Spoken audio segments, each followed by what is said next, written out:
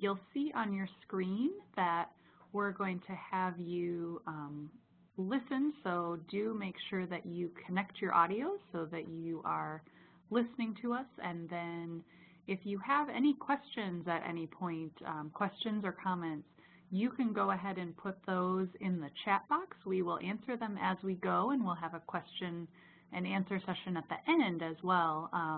But we're going to keep you, the attendees, muted. So please just go ahead and use that chat box there. So we will go ahead and get started. So I would like to welcome everyone to Beyond Google Images, Finding and Using Pictures Appropriately in Your Work. So we're going to talk to you today for about 30 minutes about image searches and some more things like that. First, I would like to introduce us. So my name is Emily Scharf. I'm Head of Research Services here at the library, and I'm joined by my colleague, who I will let introduce herself and tell you a little bit about what we're going to do today. Hi, I'm Sarah Riando. I'm a Research Services Librarian at Webster University.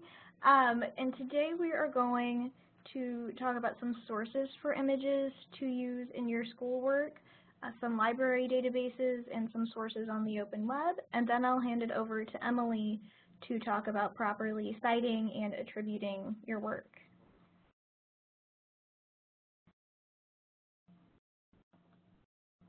So the first source we're going to look at is called ArtStore, and this is available through the library. You have to go through us to get to it. And it has all manner of artworks, photos, even scientific diagrams and illustrations, and many museums are contributing to this. So you will log in with your 7-digit Webster ID just like you would any other database, but to get some of the special features, you will have to create an account within ArtStore that will let you download the images. You can organize them in folders, and you can even share them with your classmates and instructors. So let's go over here to the library website.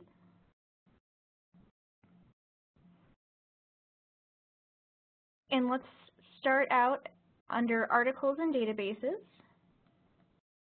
And as you can see, these are sorted by discipline, or if you know the name of the database that you would like to use, we can use this drop-down menu. That's what we're going to do because we know that we're going to ArtStore. And let's just log in here.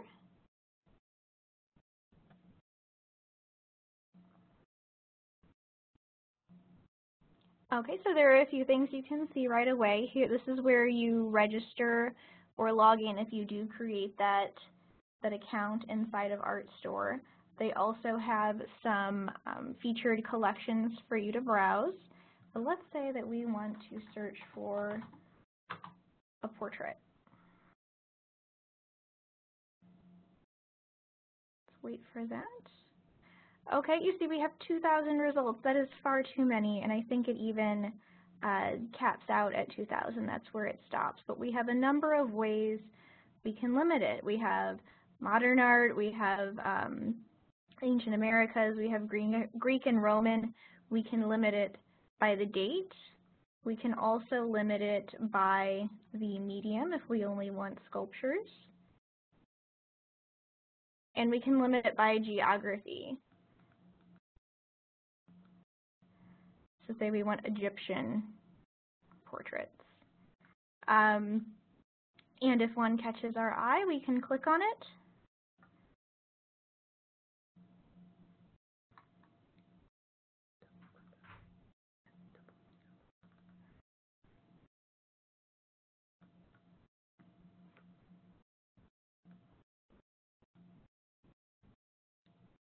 Sorry, it takes a minute. There we go, that's better. And this little eye here will give us all of the information that we need to know about this piece, the museum that has it, the dimensions, the materials, and everything that we will need to know later when Emily tells us how to cite and attribute the works. Okay,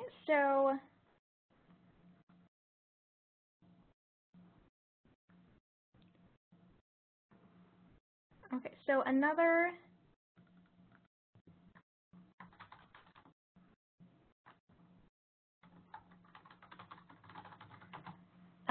resource available through the library is the AP Image Collection.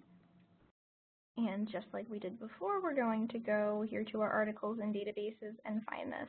So the Associated Press is a large independent news organization that provides these images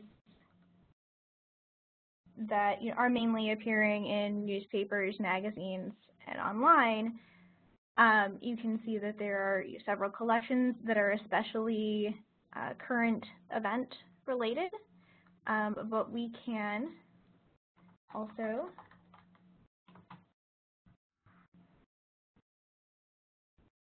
search within that, and we can limit by subject if we're only looking for scientific images, by current events that are going on, and even if we're interested in a particular photographer, we can search specifically for that, and we can limit our results to something that's going on today if there is a major guerrilla event. So similar to ArtStore, we can click on the image and get more information about this gorilla carrying an Easter basket, including when it was taken, who took it, where it appeared in the press, etc. So apart from the library databases, there are also lots of sources on the open web that provide images that are culturally significant or historically significant. And one of those sources is Gyropiana, which is a collection of images and also multimedia from museums around Europe, especially national museums.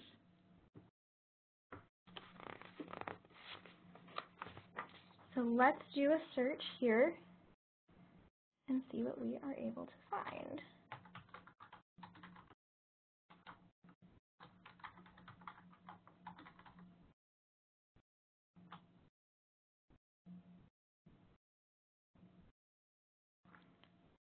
So as you can see, we don't just have images, we have video and sound. We can look at things, music, fashion, and art.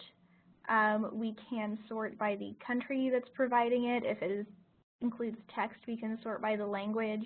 If we're looking for a certain museum, that's our institution.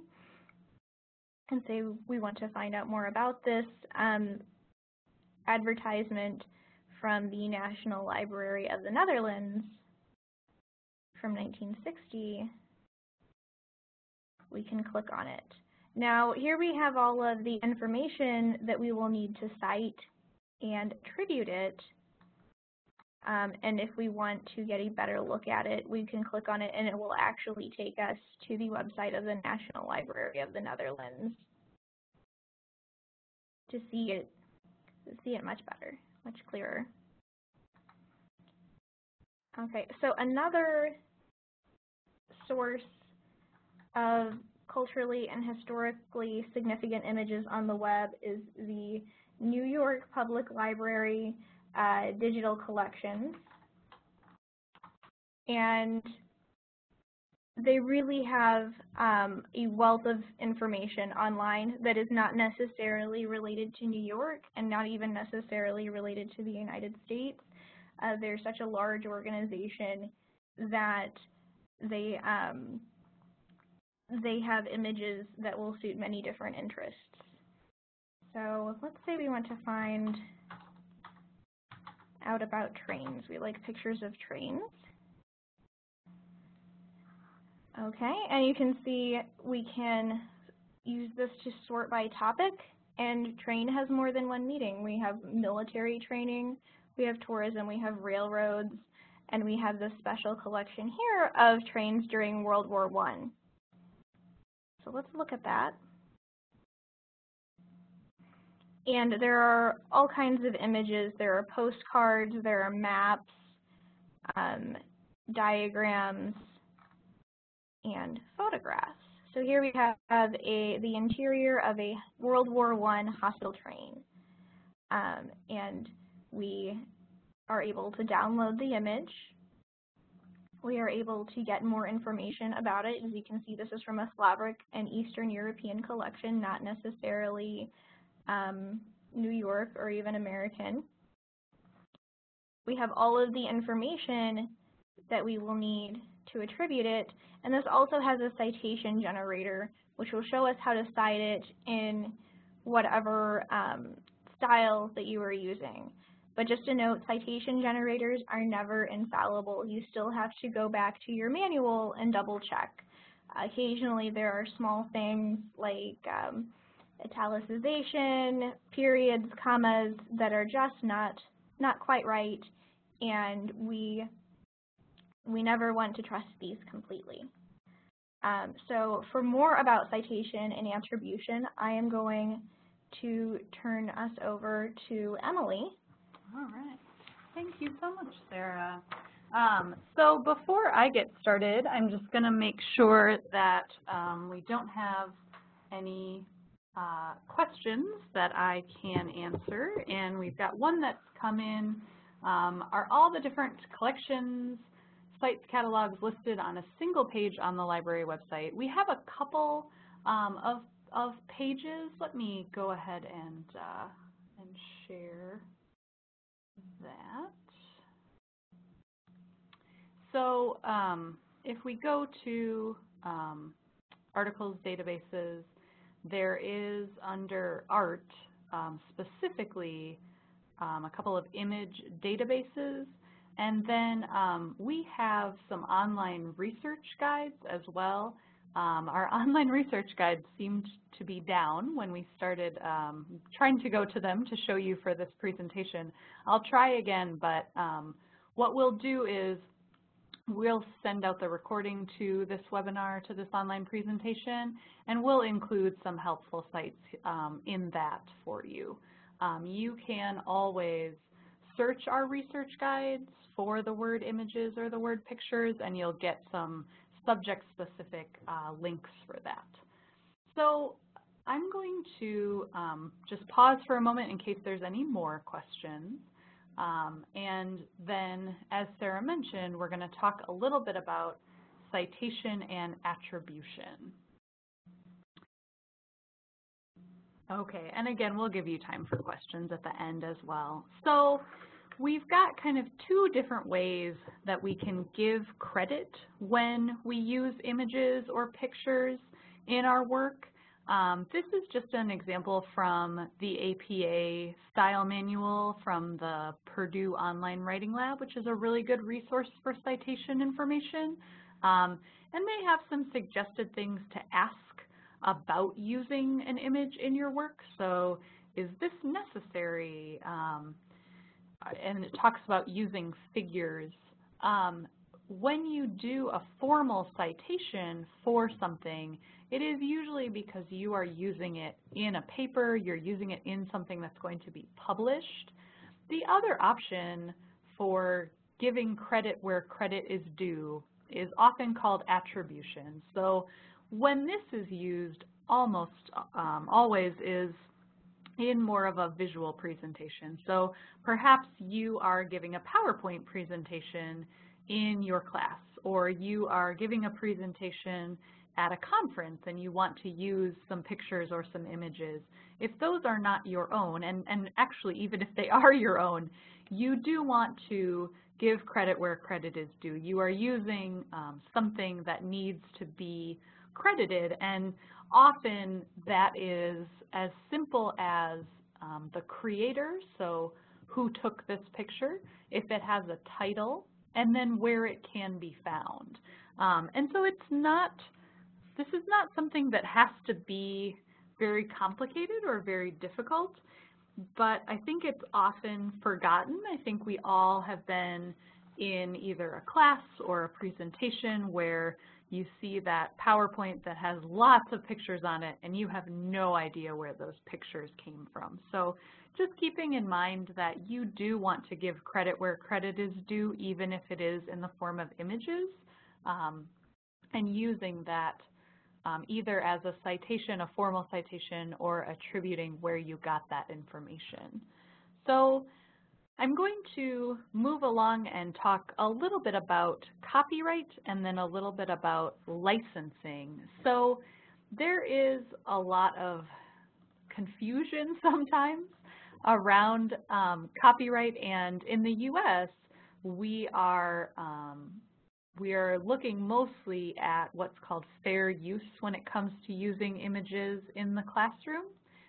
So what that usually means is that because we are using these for educational purposes, we are allowed to put things that are under copyright in our presentations. But again, you do have to give credit where credit is due. A really good place to get images and things to use in presentations is the Creative Commons. So I mentioned Attribution, and I used their page on Attribution, and they've got different licensing types within the Creative Commons. So the Creative Commons is an online database of information, but then they also have recommendations for how to share your work and how to give credit when you're using other people's work.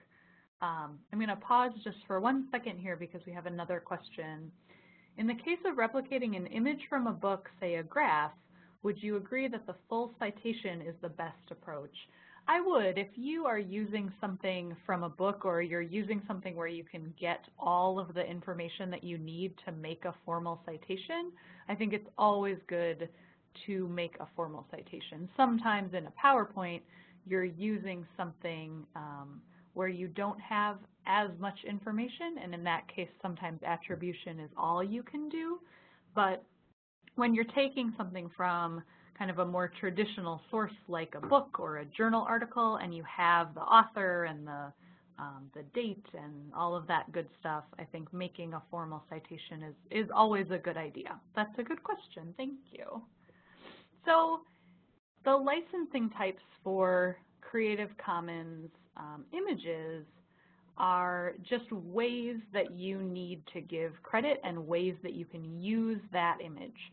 So often you will see these different types of licenses. So attribution is that you must give credit when you use the image.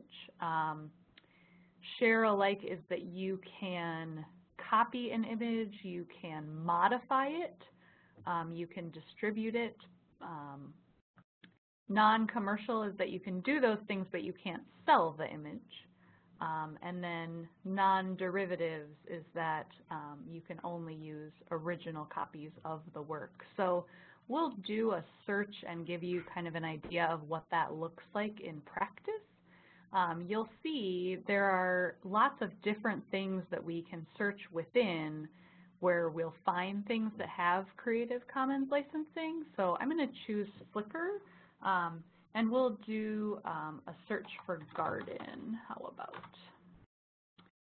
So when I look in Flickr, it will tell me I'm searching everyone's photos, and then right here, it's all of these different types of licenses that I can search. So commercial use and mods or modifications. If I search all of the Creative Commons, that's going to give me different types of licenses. And then when I click on a photo, so I double-clicked on this photo, often it's going to tell me, as I scroll down, what type of license they have. So you'll see right here, it's got a little icon. It says some rights reserved. And if I click on that, usually it actually takes me back to the Creative Commons website. It tells me what this license means, so I can share it, I can copy and redistribute redistribute the material, pardon me. I can adapt it, and sometimes you will see these words, so CC by 2.0, and that's just another way to represent the type of Creative Commons license that comes along with this photo. You'll also see this in the Gyropiana site that Sarah showed you before. And again, this is just a way to get images where you can share them in a place that is more than just the classroom. So maybe you're publishing your work, maybe you're presenting somewhere that isn't just to your classmates, and using these types of images is very important. Okay, I'm going to stop sharing now and go back to our PowerPoint. So this will just be a second here, and I want to talk about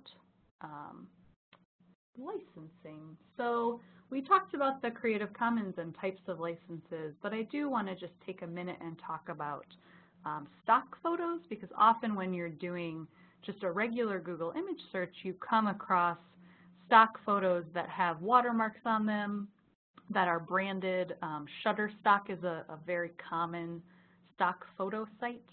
And the way that that works is that you are paying to use those images. So when you do that, that looks like different things. My sister works at an art consulting firm, and they are often paying more for what they call an enhanced license because they're using these images in commercial work, and they need to be able to print them in lots of different sizes and on different mediums. And if they're using images from a photographer, they're often paying for a single use, and then if they want to use that image more, they have to keep paying for it. In the way that if you put out some work, you want credit for it, we need to give photographers credit for the work that they are doing. So we have shown you a couple of different places to find images, both in library databases and some places on the web that are not the Google image search that maybe you are used to. I do want to just give you some information a little bit more about how to get in touch with us, and then of course we're happy to take more questions. If you have questions about using the library, about finding information in our databases, about citing and how you would make a citation for an image in a different format. We showed you APA, but obviously there's more than just that. The best place to go is this URL here that has a frequently asked questions and a lot of ways to get in touch with the librarians at the research desk. And then my contact information and Sarah's contact information is on there as well. We also just wanted to mention that our next online presentation is March 23rd, and it's an overview of library resources. We would, of course, love to have you join us for that. But before we go, we want to give you a couple more minutes to ask some more questions. So if anyone has further questions, you can go ahead and put those into the chat box, and we will be happy to answer them.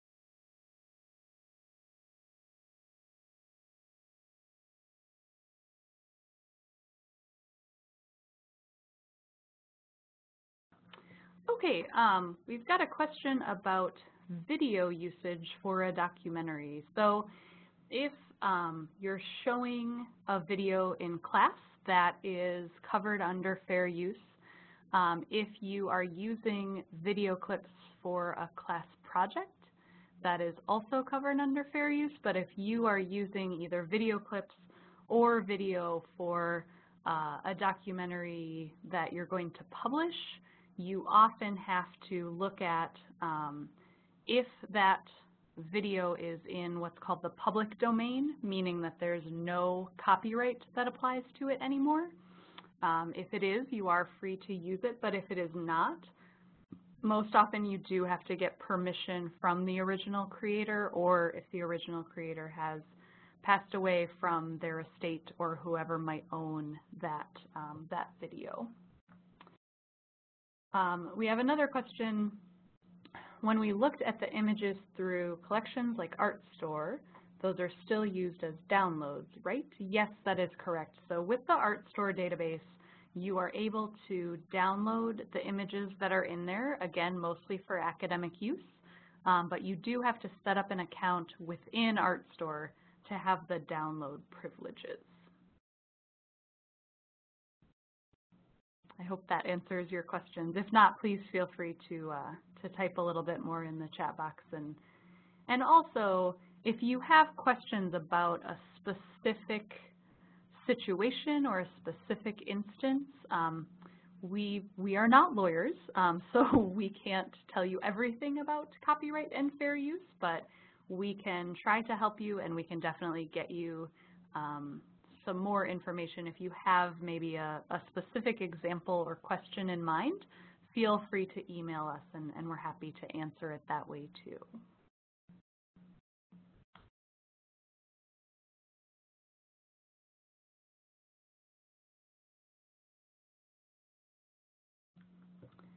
Okay, we do want to thank everyone for coming. We'll hang on the line for just a few minutes here for more questions, but for those of you who might have to cut out here because it's almost 12:30, thank you so much.